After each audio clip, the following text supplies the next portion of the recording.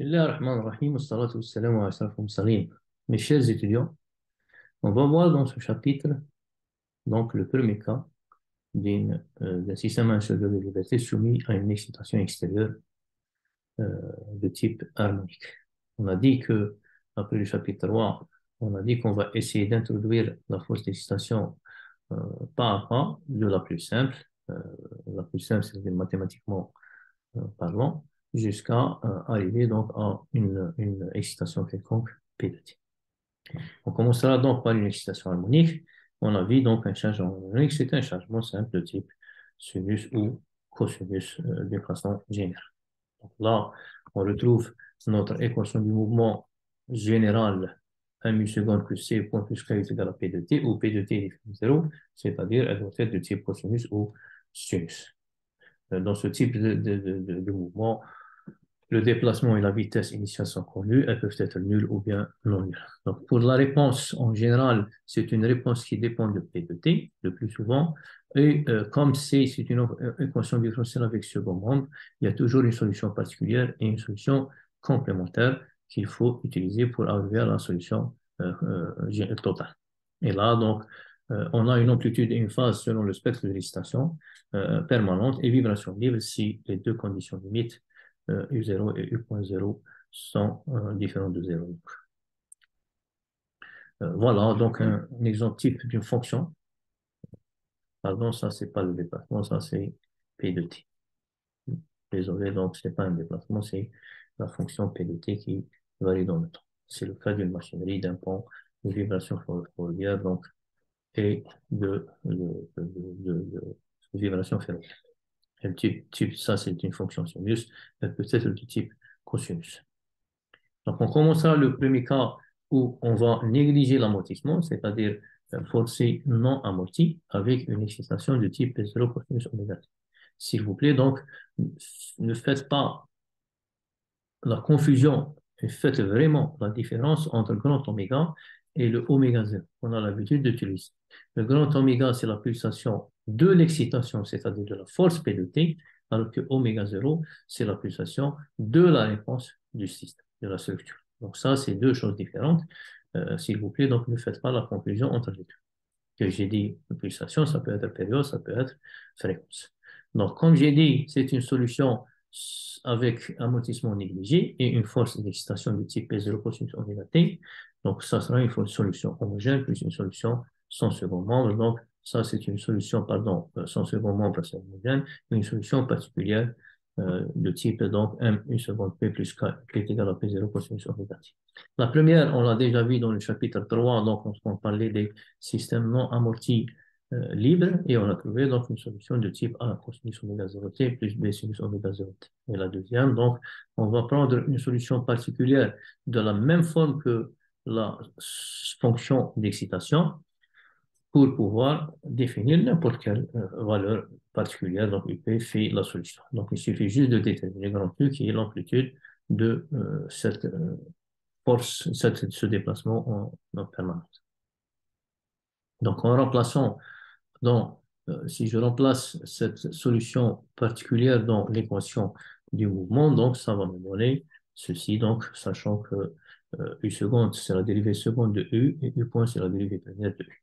Donc là, je peux simplifier les cosinus, ils sont bons, ça c'est l'avantage de ce type de solution. Donc, on simplifie le cosinus oméga t et on trouve donc P0 qui est égal à KU moins 1 U oméga au carré. Comme je cherche U, P0, K1 sont connus, donc je vais l'exprimer en fonction de P0, K1 et grand oméga. Je vais supposer que K moins 1 oméga au carré est différent de 0 pour le moment, on va voir pourquoi par la suite, et je vais poser un U statique qui est égal à P0 sur K. Pourquoi c'est un U statique? C'est juste parce que E est dû à la valeur maximale de l'excitation P0, c'est-à-dire c'est une valeur maximale, donc c'est une valeur statique qui va me donner un déplacement puisque je connais la rigidité.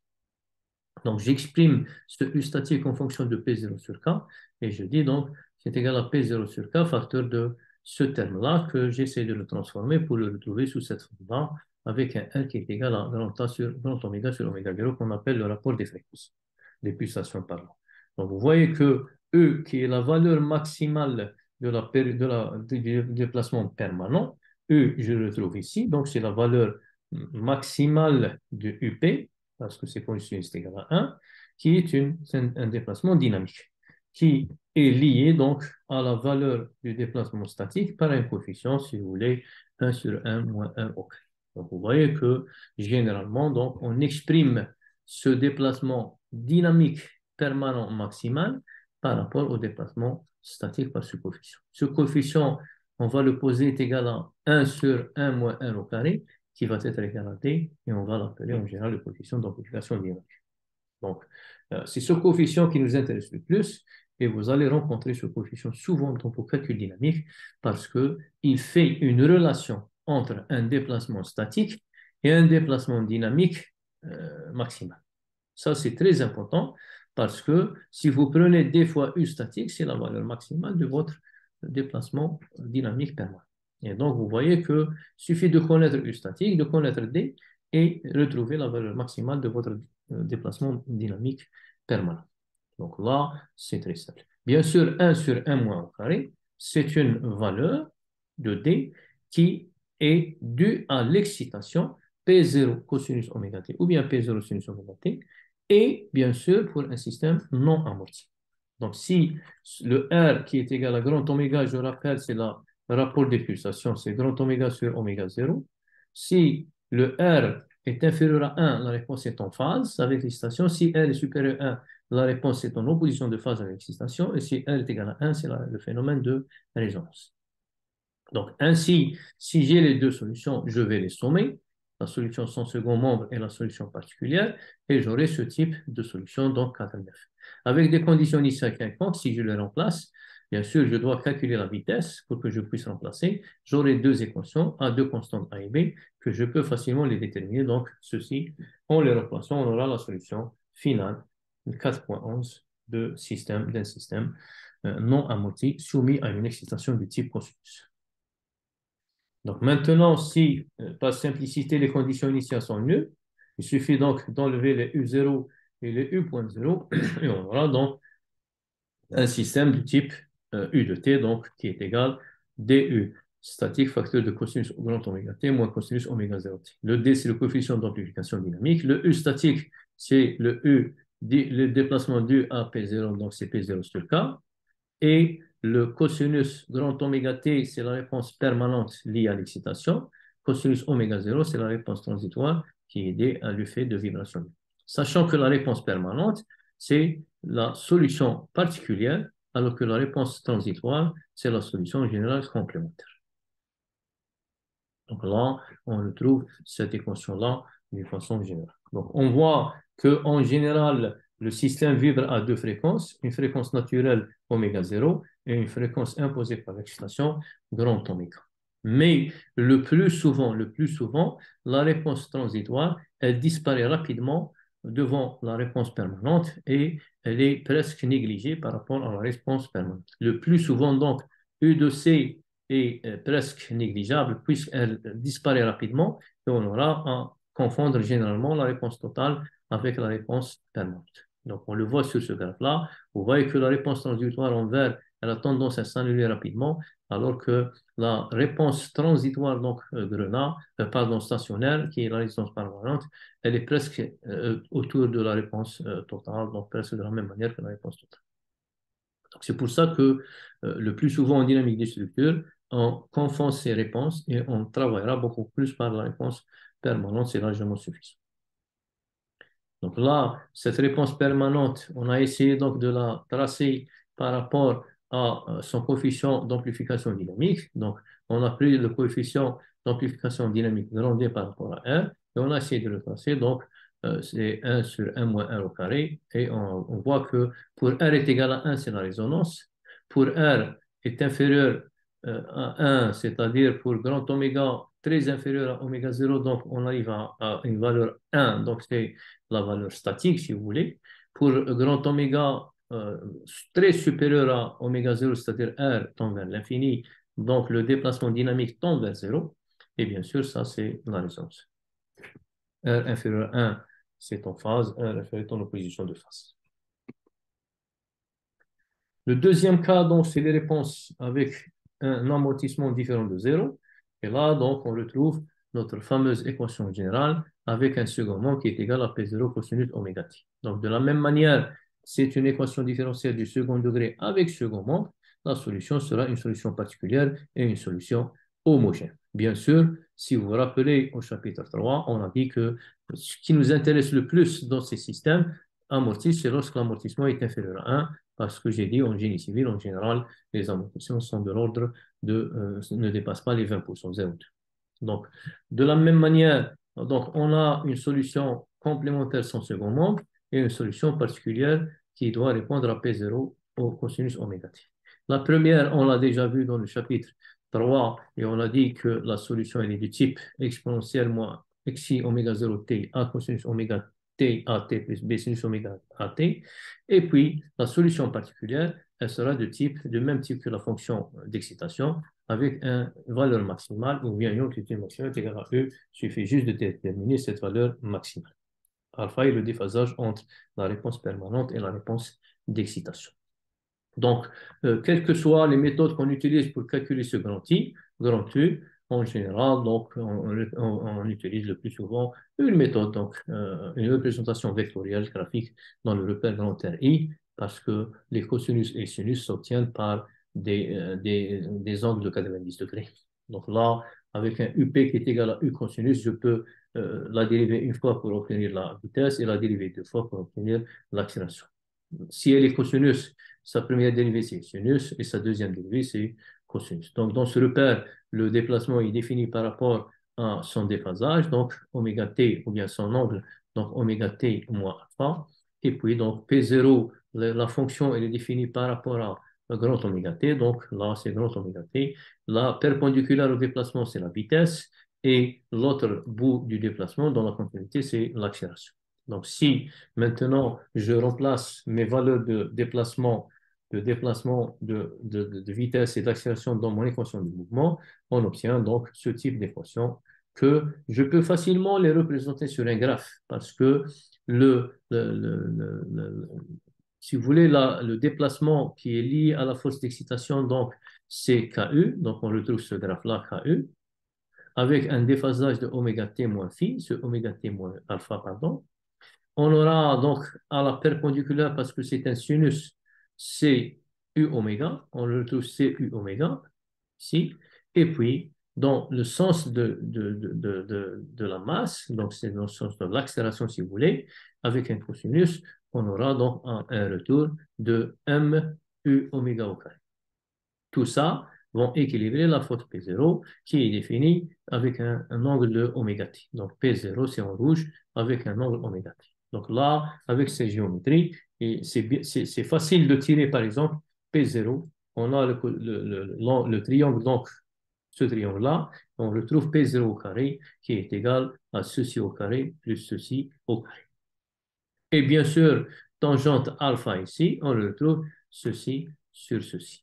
Donc ceci, P0 au carré, c'est égal à CU oméga au carré, plus cette partie-là, donc c'est KU complète, moins MU oméga au carré, ceci. On retrouve ceci. Donc ça, c'est KU moins MU oméga au carré. Et bien sûr, comme j'ai dit, la tangente, c'est celui-là, c'est oméga sur k moins m oméga au carré, en simplifiant le grand U entre le numérateur et le dénominateur. Donc, on retrouve ce U est égal à cette valeur-là, parce que c'est la seule inconnue ici dans cette équation-là, et on retrouve la valeur de U. Donc, cette valeur de U, je peux encore la transformer et l'exprimer en fonction de P0, bien sûr, en posant oméga 0 au carré, c'est k sur m, et R est égal à oméga sur oméga 0, on retrouve donc U. Je rappelle que U, c'est la valeur maximale de la réponse dynamique permanente. P0 sur K, c'est la réponse statique due à la valeur maximale de l'excitation P0. Et on retrouve donc un coefficient de la même manière que tout à l'heure, 1 sur racine de 1 moins 1 au carré plus 2 xi 1 au carré. Maintenant, le coefficient dépend de 1 et de xi. Ce coefficient-là, bien sûr, vous l'avez reconnu, c'est le coefficient d'amplification dynamique, puisqu'il relie un déplacement statique à un déplacement dynamique maximal. Donc, on retrouve la fameuse relation entre le déplacement statique et le déplacement dynamique. Donc, on a essayé de tracer ce coefficient d'amplification dynamique dans le repère D par rapport à R pour différentes valeurs de xi, xi est égal à 0,2, xi 0,5, 0,7. Et on a remarqué, donc, au début, lorsque R est très petit, donc, on retrouve, si R tend vers 0, le déplacement dynamique tend vers le déplacement statique. Et donc, le cas est considéré comme une charge statique. Si maintenant R tend vers l'infini, donc vous voyez que l'amplitude de la réponse tend vers 0, U dynamique tend vers 0. Par contre, si R est égal à 1 à peu près, donc on aura, à part xi qui est égal à 0, qui est donc la résonance, on a vu tout à l'heure, xi est égal à 0, c'est le système non amorti. Les autres donc vont avoir donc un changement de xi. Ce qui est important, c'est que les maximums ne se font pas en R est égal à 1, mais généralement, juste inférieur à 1, on aura donc le maximum. Surtout pour des xi donc de 0,5, 0,7, 0,5, 0,2 et ainsi de suite, qui présentent donc des maximums, c'est-à-dire pour des valeurs de xi inférieures à 0,5 par. La même chose pour l'angle de déphasage, donc on a défini par rapport à R et xi, donc pour les différentes valeurs de xi, dans l'ordre donc 0,7, 0,5, 0,2 et 0, et on voit donc à faible fréquence, la phase est nulle ou négligeable, le système répond instantanément à la sollicitation. À la résonance, R est égal à 1, donc il y a un déphasage de 90 degrés entre la force appliquée et le déplacement résultant. Vous voyez que ça change. Le déplacement est nul lorsque la force est maximale et vice-versa. À haute fréquence, le déplacement est maximal en valeur absolue au même instant que la force, mais dans une direction opposée à la force. Donc, rapidement, un exemple simple. On a donc une masse, 1 degré de liberté, une force P de T, un xi 5% et une rigidité EI donnée. On veut déterminer donc l'amplitude de la réponse permanente et tracer le diagramme des valeurs maximales du mouvement flexion et fort tension avec comme P de T qui est égal à P0, donc 900, et grand oméga, c'est 5,6. Donc là, on va directement vers, je cherche une valeur maximale de la réponse permanente, on va directement vers la relation U est égal à U statique fois D, c'est-à-dire P0 sur K fois le fameux D. Comme l'amortissement est différent de 0, donc le D c'est 1 sur racine, etc., etc. Maintenant, il s'agit d'un portique. Donc, on a dit le portique c'est encastré, en haut et en bas. Donc, K est égal à 12 EI sur H3. Et bien sûr, oméga 0, c'est égal à racine de K sur M. Là, donc, on retrouve le K, on retrouve le oméga 0 et on peut calculer le rapport des pulsations propres, 5,6 sur 4,08. J'ai dit c'est grand oméga, 5,6. Donc, c'est le grand oméga, c'est celui-là de l'excitation, 5,6. Et oméga 0, c'est celle du système, donc c'est 4,8. On trouve 1,37. En remplaçant, donc, on trouve un déplacement dynamique permanent maximal de 0,92 mm. Avec ce déplacement dynamique permanent, on peut facilement calculer un effort tranchant qui est égal à K fois U. Lorsque vous avez un déplacement, vous multipliez par la rigidité, vous trouvez donc votre effort tranchant à la base. Et puis, et en effort tranchant, donc, puis c'est en je le multiplie par H sur 2 pour avoir un moment fléchissant. Là, donc, vous avez les diagrammes de T et de M. Deuxième exemple, donc, on a un château d'eau dont la masse est concentrée au sommet de 100 000 kN, un E 27 000 avec un amortissement de 10%. Ce château d'eau est soumis à une excitation du sol du type UG de T 206. UG, c'est-à-dire un déplacement du sol. UG est égal à 200 sinus oméga T. Donc, c'est toujours un système à un seul degré de liberté soumis à une force de type harmonique. On va voir le type de cette force. Donc, le poteau a une section circulaire de 2 mètres de diamètre. On vous demande de calculer pour 3 cas possibles, c'est-à-dire grand oméga est égal à pi, grand oméga est égal à 4 pi et grand oméga est égal à 6 pi. Le grand oméga, c'est l'excitation, donc c'est la force d'excitation, la réponse dynamique du système et le moment maximal pour que la structure reste élastique. Donc là, on a déjà vu que dans le cas de l'excitation du support, l'équation du mouvement est du type, donc, ceci, mu seconde plus cu point plus ku est égal à moins mu seconde g, où on a remplacé la force d'excitation P de T par l'accélération du sol moins mu seconde g. On l'a déjà démontré dans le chapitre 2, équation 2.10. Puisqu'on a le déplacement, donc, on nous a donné le déplacement UG, il faut qu'on retrouve l'accélération en dérivant deux fois ce déplacement et on aura donc l'excitation ou bien la force d'excitation. Elle restera du type sinus avec un P0 maintenant qui devient égal à 200 oméga au carré. C'est ça le P0 pour nous maintenant.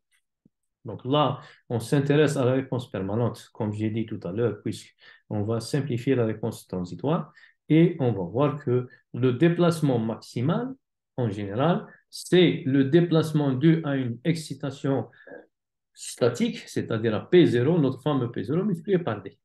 D'accord? Deuxième des choses, pour des données numériques, on voit que le poteau est encastré libre. Donc, théoriquement, on a vu dans le chapitre 2 que sa rigidité de type 3EI sur L3, avec I qui est égal à pi dk sur 64 pour le cercle, d'une façon générale.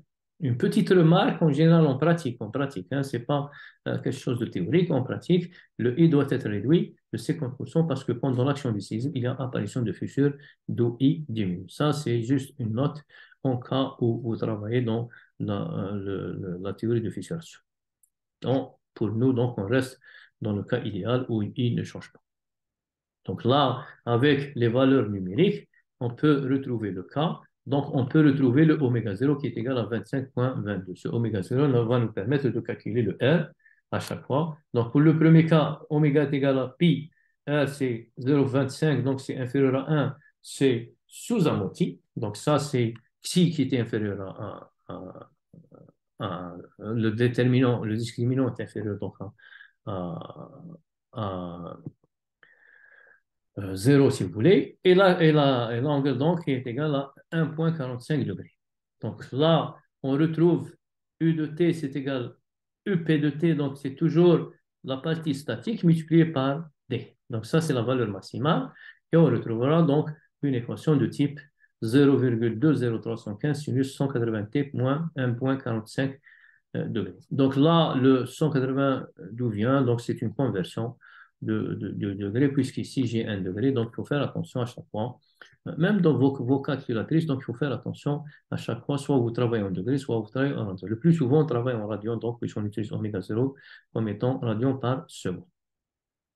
De la même manière, donc, donc là, vous voyez que la valeur maximale en général, c'est 0,20315 pour un sinus, c'est égal à 1.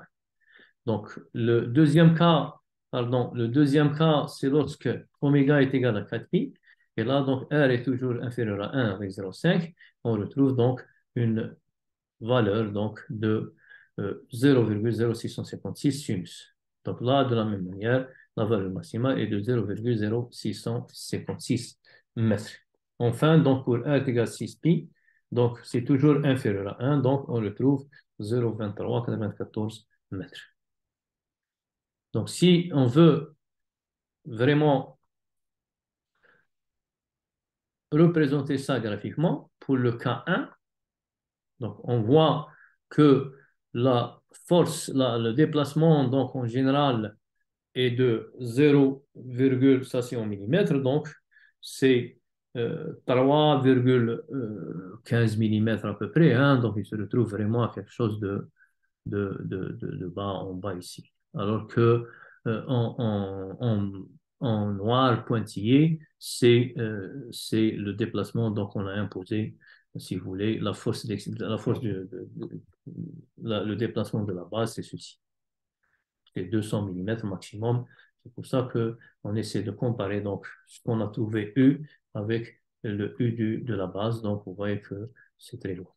Donc, dans le cas 2, le même raisonnement, donc, on voit que ce déplacement-là, U2 de T dans le deuxième cas, lorsque oméga est égal à 4pi, il commence donc à osciller autour de cette position d'équilibre tout en essayant de rattraper un petit peu la valeur du déplacement du support. Ça, c'est 200 sinus oméga t. Et puis, pour oméga égal à 6pi, vous voyez vraiment que l'amplitude devient supérieure vraiment à l'amplitude du déplacement du support, U de t. Ça c'est la valeur maximale dynamique, et ça, c'est le support 200 sinus oméga t. Donc, vous voyez l'effet de la pulsation de l'excitation grand oméga. Donc, le moment, maintenant, un moment ou bien un effort tranchant. Donc, vous voyez que le Tmax, c'est KU max. Et bien sûr, le mot fluctuation, c'est comme c'est une console, donc encastrée en bas et libre, on retrouve le Tmax et le Mmax avec ces formules-là. Pour le cas de oméga, premier oméga, pi, 4pi, 6pi, donc on trouve des valeurs. Pour le pi, c'est 199 000 ou bien 199 kN à peu près. Avec 4pi, ça va jusqu'à 4,4173 kN. Et pour 6pi, donc c'est 15 230 kN. La même chose pour le moment, donc un maximum. Donc, alors, on termine ce chapitre avec des applications pratiques concernant, on profite des systèmes forcés, donc à motif, pour parler donc de certaines applications pratiques, entre autres donc les instruments qu'on utilise dans les mesures vibratoires en premier point. Donc, en général, souvent, on a tendance à mesurer une accélération du support pour avoir une idée sur comment va se comporter une structure soumise à un séisme. Donc, le plus souvent, ce qui nous intéresse, c'est la mesure de cette accélération pendant le passage d'un séisme en général. Donc, c'est pour ça que je pense que vous entendez parler des sismographes qui sont beaucoup plus des vibromètres ou bien des accéléromètres pour des mesures. Donc, un système de mesure, qu'est-ce qu'il comprend? Il comprend un capteur de mouvement. Il comprend un système intermédiaire de modification de signal, ce qu'on appelle les amplifications, et il comprend un système de sortie. Tout ça est lié à une structure à étudier. Donc ça, c'est globalement un système de mesure. Donc le mouvement à mesurer, c'est généralement un déplacement, donc c'est le cas des vibromètres. On peut mesurer la vitesse, c'est le cas de l'électrodynamique de vitesse, et on peut mesurer une accélération, c'est le cas d'un accéléromètre. Donc ça, c'est des définitions basiques pour faire une mesure vibratoire. Donc, alors, euh, qu'est-ce qu'on mesure avec un sismogramme? Comment mesurer et qu'est-ce qu'on va mesurer avec un sismographe? En général, pour mesurer, il faut un système d'oscillateur amorti est utilisé pour mesurer le mouvement. Donc, un système d'oscillateur amorti. Un système monté dans une enceinte fixe, fixé sur la surface dont le mouvement est étudié. Et un instrument de mesure relatif, ce qu'on appelle Relative Measurement Instrument, qui va mesurer ce qui se passe entre deux points A et B. D'accord? Donc, cette structure vibrante va être définie par rapport à son repère global fixe. Donc, il ne va pas bouger pour le moment. On va voir l'autre cas.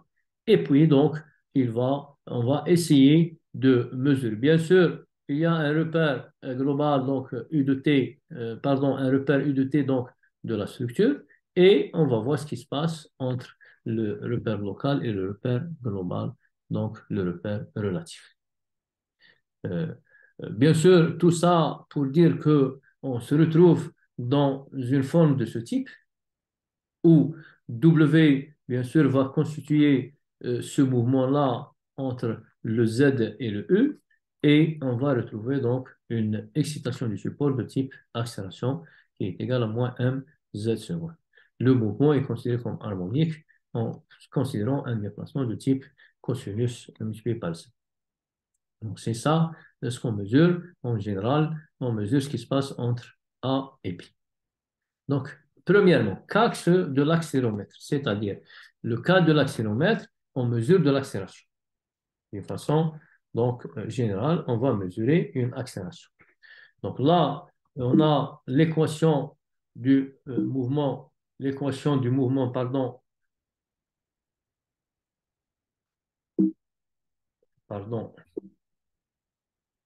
l'équation du mouvement où on va retrouver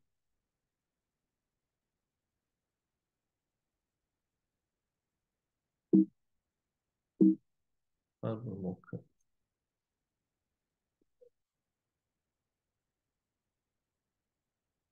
donc on va retrouver l'équation du mouvement ici, z seconde est égal à, ici donc, Z seconde, pardon. On va retrouver l'équation du mouvement dans le cas de l'accéléromètre.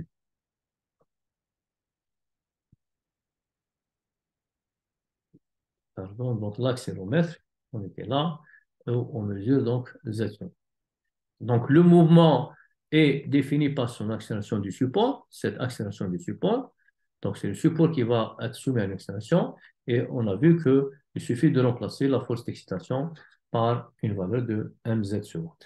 En prenant la valeur de z seconde, donc on trouvera l'excitation. Donc là, on définit un coefficient d'amplification D qui est égal à W sur W0. W0, c'est dû au statique. Et donc, en remplaçant, on peut facilement déterminer W en fonction du coefficient dynamique, qui est donc le cas amorti forcé par une excitation harmonique, c'est ce coefficient-là.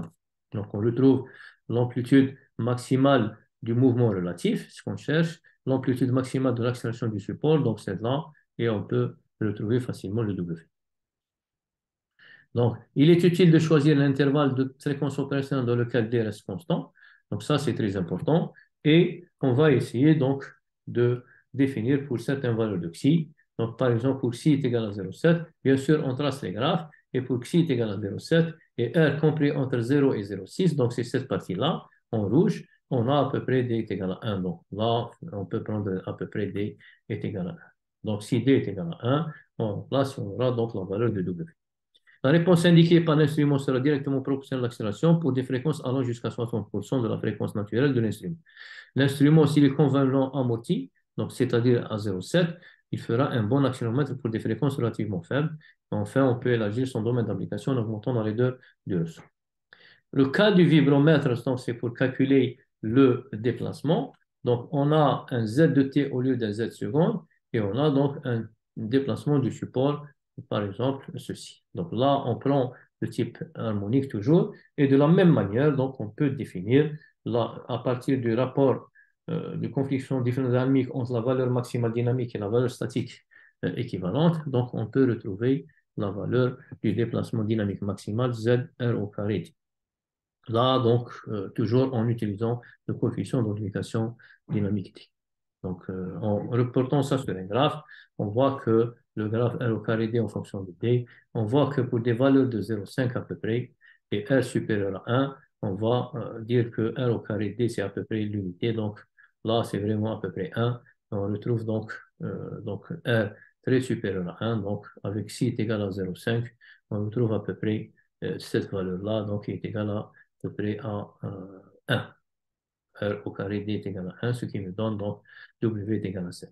L'instrument, s'il est convenablement amorti, sera un bon vibromètre pour mesurer le déplacement pour une fréquence naturelle faible par rapport à la fréquence de l'excitation. On peut élargir son domaine d'application en réduisant sa fréquence naturelle, c'est-à-dire en diminuant la raideur du ressort et en augmentant la masse. Donc ça, c'est le cas des vibromètres. Quelques autres cas particuliers, donc pratiques, dans le cas des systèmes amortis avec une excitation harmonique, c'est le cas des machines vibrantes. Ces machines vibrantes, elles peuvent être posées sur un support fixe, comme elles peuvent être posées sur un support mobile qui bouge. D'accord? Donc, si elles sont posées sur un support fixe, bien sûr, lorsqu'une machine tourne, en général, elle provoque une excitation ou bien une force dynamique de type sinus oméga t, avec une valeur maximale P0 et une pulsation grand oméga. Donc ça, c'est dû à un certain poids lourd, donc susceptible de détériorer la structure qu'il a. En considérant toujours le même système à un seul degré de liberté amorti avec une excitation harmonique, on a vu qu'il est égal à P0 sur K, D sinus oméga t moins phi, avec D qui est égal donc en fonction de R et de Xi. Donc, quel est le bilan des forces en général? Donc, si je prends un bilan des forces, on a par exemple la force due au ressort, donc c'est K fois U, c'est P0 D sinus. La force due à l'amortissement, c'est U point, donc il suffit de dériver le U, et on aura donc 2 xi R P0 D cosinus oméga T moins phi. Il suffit juste de remplacer C par sa valeur, donc par rapport au rapport xi donc général. La force d'amortissement, en général, qui est une force cosinus, fait un déphasage de 90 degrés par rapport au ressort, bien sûr, qui est une force sinus. Donc là, on l'a vu dans la représentation vectorielle lorsqu'on a représenté le bilan des forces. Et là, si donc il y a un déphasage, on peut calculer l'amplitude, ou bien à la base, l'amplitude de la force sera donc la somme des valeurs maximales entre la valeur d'amortissement, la valeur, pardon, du ressort et la valeur d'amortissement. C'est ce qu'on appelle la racine carrée de la somme des carrés. Donc, on retrouvera une force maximale qui dépend de D, de P0, de Xi et de R.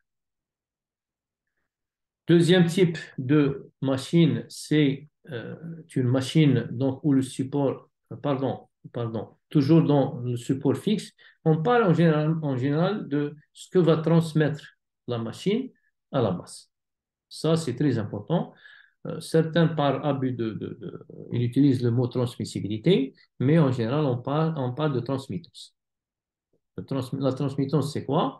C'est le rapport entre la force maximale à la base et l'amplitude de la force appliquée. C'est-à-dire, c'est ce que va recevoir à peu près une base pour pouvoir dimensionner une fondation d'une machine tournante. Donc ça, c'est très important. La plupart des machines ont ce coefficient indiqué directement dans l'étiquette des propriétés de la machine lorsqu'ils vendent une machine. Donc, ils donnent ce qu'on appelle la transmittance. Donc, par définition, c'est une force maximale Fmax sur l'amplitude de la force appliquée. Puis l'amplitude, c'est la valeur maximale de la force appliquée. Donc, après avoir changé Fmax par sa valeur tout à l'heure, donc on l'a trouvé égale à 4,29, donc celle-là. Si je la remplace dans l'expression de TR, ça m'a donné donc un TR qui est égal à D facteur de racine de 1 plus 2 xi R au carré. Donc, on a essayé de représenter ce coefficient TR par rapport à R pour différentes valeurs de xi. Ça nous a donné ces graphes-là. Donc, toutes les courbes passent par ce point-là, racine de 2. Toutes les courbes, racine de 2. Pour R inférieur à racine de 2, TR est toujours supérieur à 1. Donc, ça, c'est toujours supérieur à 1. Et pour R supérieur à 0,2, le TR est toujours inférieur à 1. Donc, la force, si R est supérieur à 1, inférieur à racine de 2, donc la TR est supérieure à 1, quel que soit l'amortissement. La force transmise est donc toujours supérieure à la force appliquée statique. Par contre, si R est supérieur à racine de 2, le TR reste inférieur, donc la force transmise est toujours faible par rapport à la force statique. Et elle est d'autant plus faible que l'amortissement est faible. L'amortissement tend à réduire l'efficacité d'un système d'isolation en vibration pour ces valeurs de R. En conclusion, donc, les ressorts de suspension d'une machine doivent être dimensionnés de telle sorte que la fréquence de résonance de la machine sur sa suspension soit petite vis-à-vis de celle de l'excitation. Et l'amortissement n'est avantageux que dans le domaine de fréquence R inférieur à racine de 2. Au-delà, sa présence détériore la qualité de l'isolation. Donc, il vaut mieux rester dans cette zone-là où R est vraiment inférieur à racine de 2, pardon, dans la zone, donc, toute cette zone-là, quelle que soit la valeur de xi. Donc là, lorsque le deuxième cas, on prend où le support maintenant vibre, c'est-à-dire il bouge, on a un support qui n'est pas fixe, il est mobile, et il est soumis donc à une excitation ou bien un déplacement du type sinus. C'est le cas d'une structure qui vibre de manière conséquente et qui porte des instruments fragiles, des équipements sur un véhicule, des capteurs de vibration, etc., etc. Donc la masse M à isoler en général est portée à un seul degré de liberté sur une balle soumise à des mouvements harmoniques verticaux. Le déplacement de la masse par rapport à la base est donné par le fameux U statique multiplié par D sinus. Ça, c'est le U statique en général qui est multiplié par le coefficient d'amplification dynamique D.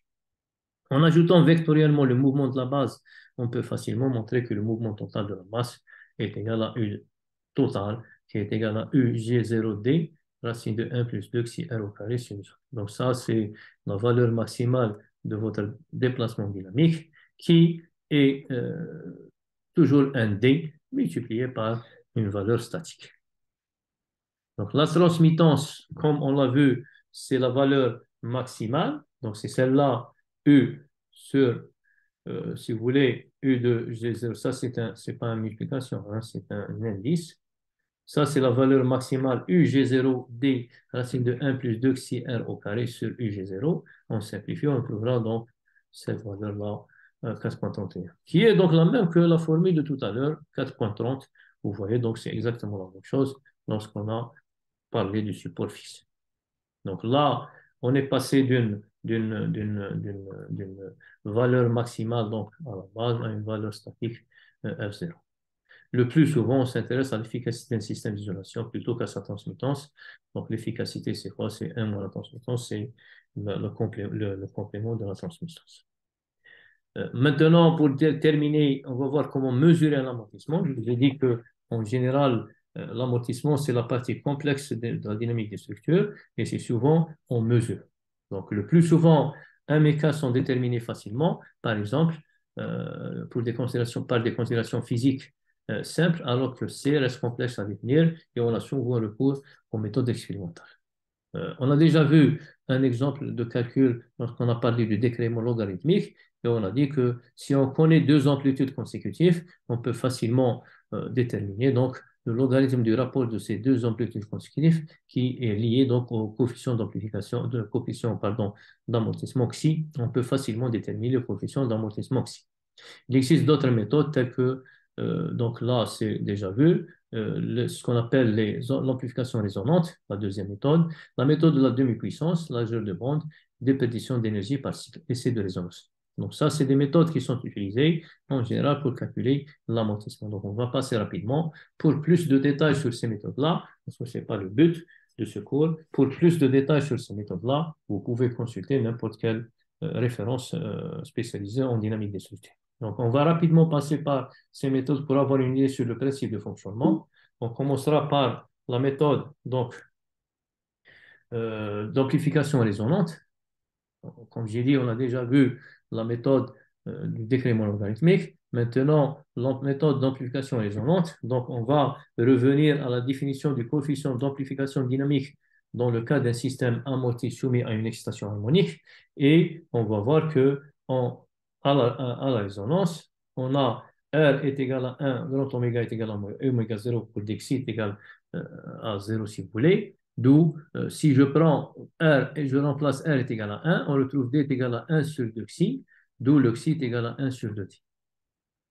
Là, on voit que D, c'est U sur U statique, U0, c'est l'amplitude de la réponse statique, et U à 1, c'est l'amplitude à la résonance. Donc, on aura toujours un rapport de deux amplitudes, si vous voulez, d'où je peux tirer facilement le xi par rapport au rapport de ces deux amplitudes. C'est pour ça qu'on appelle la méthode en amplification résonance.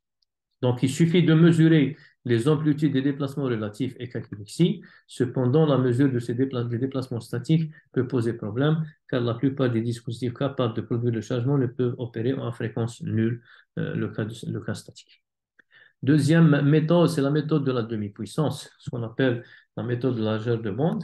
Et là, donc, avec un appareillage, on essaie de l'appliquer à une structure, des oscillations d'amplitude et des fréquences prédéterminées. On s'intéresse au comportement harmonique en régime permanent uniquement, donc le plus important, et on trace la courbe des variations des amplitudes de déplacement en fonction des fréquences appliquées.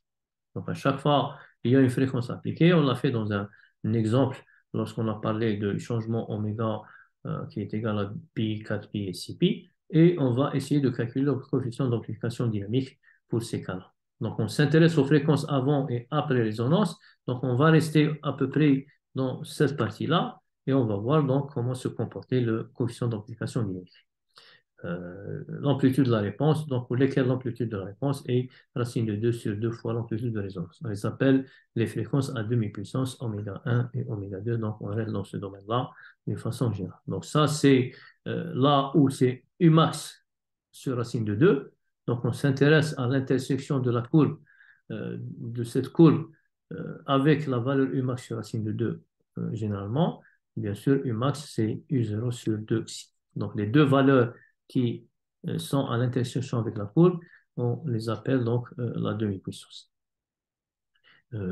Avec des calculs donc, mathématiques, rapidement, on va voir que U0 qui reste toujours U statique multiplié par D, ou UI sur U0 qui est égal à 1 sur le D. C'est le D en général. Donc, on peut obtenir oméga et oméga 2 par cette transformation-là, donc parce qu'on a un racine de 2 sur 2 entre les deux, entre R est égal à 1 et I, et donc on peut facilement faire le rapport pour dire que U sur U0, R est égal à 1 sur 2 xi.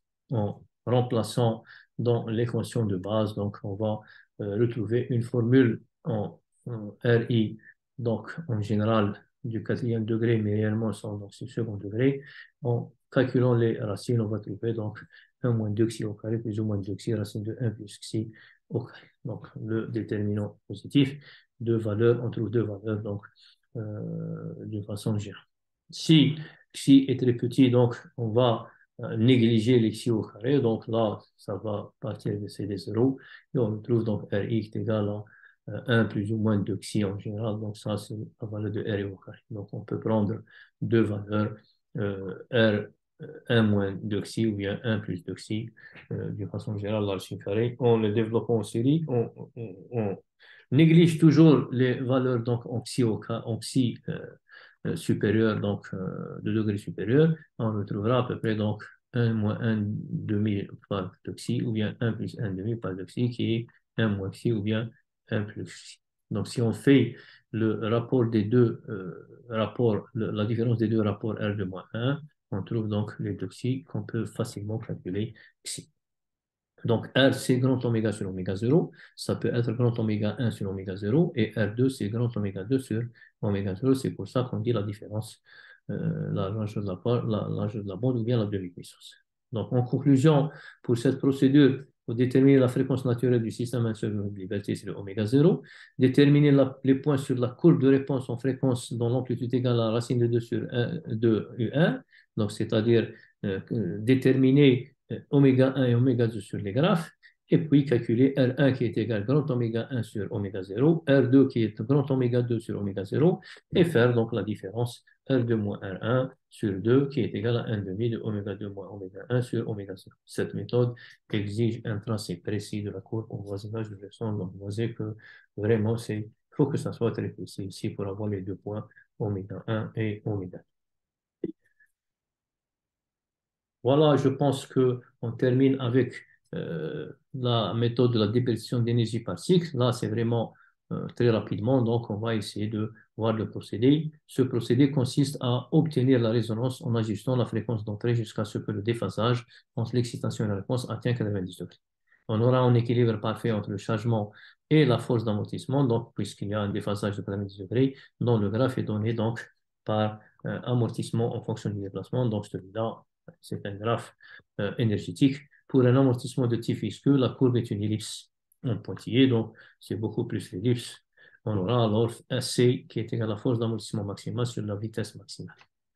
Pour un amortissement non visqueux, la courbe sera beaucoup plus en très fort, donc celle qui est incluse dans l'ellipse. Donc, avec maintenant des transformations mathématiques, on arrive donc à définir le C comme étant P0 sur grand oméga U max.